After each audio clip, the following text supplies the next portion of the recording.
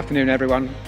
Our guests, members of Senate, staff, and of course, you are wonderful new graduates. I'm sure and hope it's been a special day which you'll remember for the rest of your lives.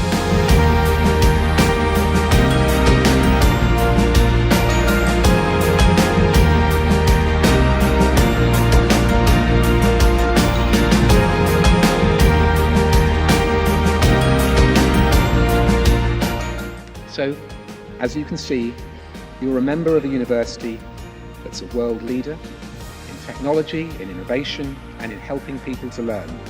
And from now on, you will always be a member of this university. In the words of our inspiring campaign film that you saw at the beginning, can I ask everyone, the graduates, to stand and to give them one last enormous congratulations.